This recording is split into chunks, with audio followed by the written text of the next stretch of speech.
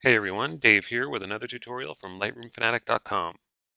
One of the features that gets overlooked a lot in Lightroom are the snapshots. And virtual copies get a lot of press because you can have multiple copies of the same image and process them differently and without affecting the original image, and that's great. But sometimes you want to process an image and you just want to kind of keep going and take little snapshots or markers along the way in case you want to go back and you do something that maybe you decide not to do later on. So in this tutorial, we're going to run through and just show you what you can do with a snapshot. This is one of the images that I took for our tethering demo. Now I'm in the develop module and I'm going to make a couple of changes to the image. But before I get started, I'm going to create a new snapshot and call it original.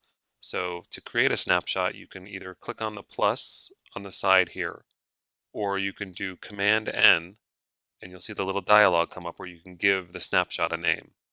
So I'm going to call this one original. And you can see the original snapshot will show up in the snapshots. So let's make a few changes to this image. Crop it a little bit and see if we can focus more on getting that flower on the top right, some highlighting. And we'll bump up the exposure a little bit. You can see the reds get a little blown, so we're not going to go that high. Clarity a tiny bit.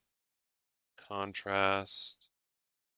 And I'm just trying to change it enough so that we can see that the image has changed when we go back through our snapshots. So we made some pretty dramatic changes to this one. So let's go ahead and create another snapshot. We'll just call it revision 1. And as you can see, revision 1 now shows up under snapshots, and we can actually go back and see, toggle between both of our snapshots. So let's say we're going to continue processing this image. The white's up a little bit, maybe not. Do the exposure back down a little bit. Let's go crazy with some sharpening here. And for giggles, we'll clean up a little bit of the noise. And let's do another snapshot for this one. Rev 2, and as you can see, we can go through the original. There's revision 1, revision 2, and I like the little vignetting that's going on here and the dark edges. All right, so here we are now. We've got our original, we've got our first revision, we've got our second revision, and it seems to be going pretty well. And I've got a snapshot now of revision 2. So let's say I start making some changes now that I want to experiment with. So let's, instead of the vignetting on the outside, let's do that 80s highlighty white vignette going around the outside. And let's just do some crazy changes to the inside here. And as you can see, the changes that I'm making are not really good. So instead of backing through all and undoing all of the changes that I made, I can simply click on revision 2, and that'll take me back to the last snapshot that I took.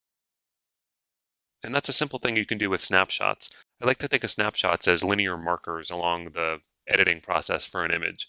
Virtual copies are more like branches. You can take an image or take an image from a certain spot, branch it off, and then have two parallel paths for development. Snapshots, which you can use with virtual copies as well, take snapshots along the way in case you need to go back because you did a bunch of changes that you didn't like. Now that you have your snapshots, there's a couple of things you can do.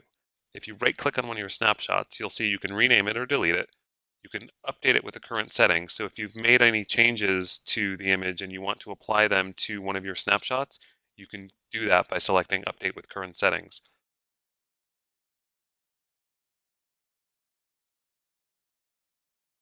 One of the other cool things you can do is if you go to the before and after view, and I'm going to turn off the split screen here, so you can see the before and after for this is basically the same image. But what we can do is if I wanted to see if I liked snapshot revision 1 or revision 2 better, right now I have revision 2, so both of these are representing revision 2. I can right click on revision 1 and click on copy snapshot settings to before. And what that's going to do is the settings that I had for revision 1, it's going to apply those to the before image so I can compare after, which is revision 2, to before, which is revision 1, to make sure that I'm going along the same path. If I did something dramatic, like right-clicked on original and did the copy snapshot settings to before there, you'll see there's a huge difference. So these are the settings from the original image.